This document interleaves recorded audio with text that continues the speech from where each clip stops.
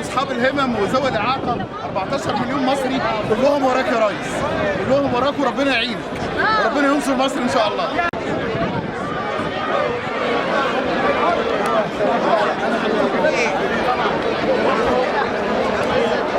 هو ده لينا ولا ده كمان ان شاء الله؟ يا جماعه المؤتمر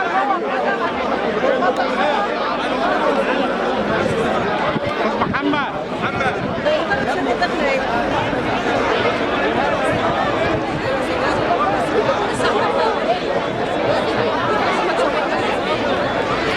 هتقول ايه للريس؟ قول له ربنا يبارك لك يا رب في اللي انت بتعمله للبلد. تمام. كلنا وراك وكلنا في ظهرك وربنا يعينك على اللي انت فيه. وينصر مصر والله منصوره باذن الله. طبعا. تحيا مصر تحيا. هتقول ايه للريس عبد الفتاح السيسي؟ نقول له ان اصحاب الهمم وذوي الاعاقه 14 مليون مصري كلهم وراك يا ريس، كلهم وراك وربنا يعينك وربنا ينصر مصر ان شاء الله. تحيا مصر، تحيا مصر. عمر ما حد هيخش مصر ابدا ابدا ان شاء الله. طول ما اولادنا واحنا عايشين عمر اولادنا ما هيفرطوا في مصر ابدا.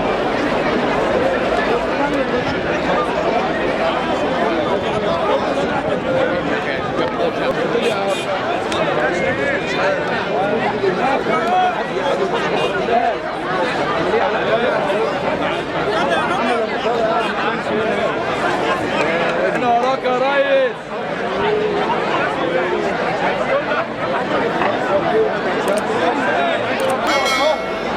تعالى بس تعالى تعالى.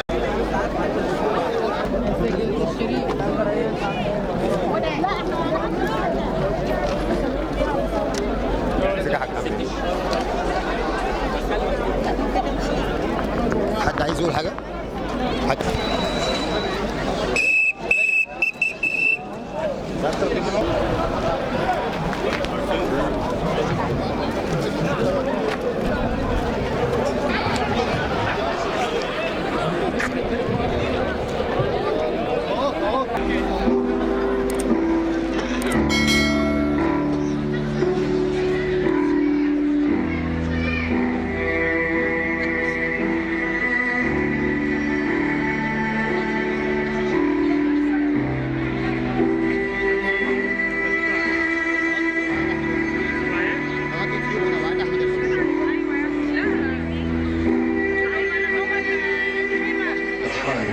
كثيرين جدا جدا من المدنيين ويكفي ان حتى الان احنا بنتكلم ما يقرب من 6 القراءة الهوية المصرية مسابقات سلاح متنوعة المصدر والقدرات القتالية وبرامج تدريب مبنية على التكنولوجيا المتطورة ونظم المعلومات والقوة البدنية.